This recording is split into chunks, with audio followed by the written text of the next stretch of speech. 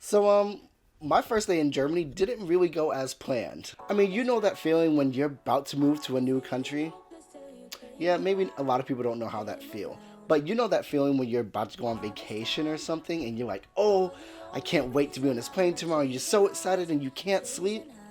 Yeah, that kind of happened to me. From my flight to New York, which was actually delayed because of a thunderstorm, and then my flight from New York to Frankfurt, I didn't sleep at all. And what I also didn't know is you kind of get really thirsty on airplanes. And so I didn't have that much water when I was on an airplane, a mistake that I have yet to this day to make again. Because I will never make that mistake again. It was horrible. Awful. Because to say that even after these flights, I had no water and I was super thirsty. Yeah, but I just needed to find how to get to my destination. I had to get to Dusseldorf from Frankfurt. It's a 2-hour train ride, and luckily the lady that was right beside me on the airplane, we were speaking in English and German the whole time on the plane, she helped me get my train ticket and she showed me where to actually go because I had no idea where to go in this big airport that is Frankfurt. But anywho, 2 hours later, I'm in the beautiful city of Dusseldorf. And that was when I realized that I'm a stupid American.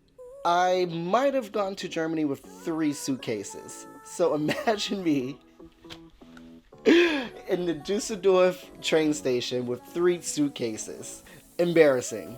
And to say that I had a little bit of difficulty finding my way, yeah.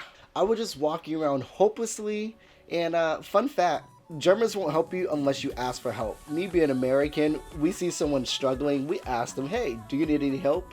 Germans won't do that because they feel like they're bothering you. Something I didn't know, but I know now. So, yeah, you see me with 3 suitcases in this train station, stopping every 2 feet because nothing will stay together.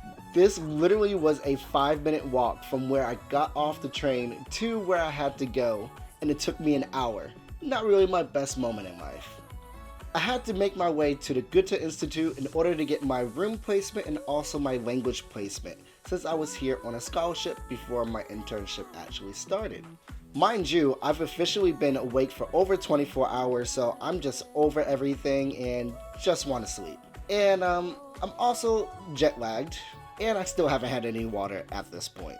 So this language placement test, my German went from Ich will lernen Deutsch to, can I go to sleep please? I'm tired. So I failed the test and they put me in a beginner's course, which isn't a big deal. So what?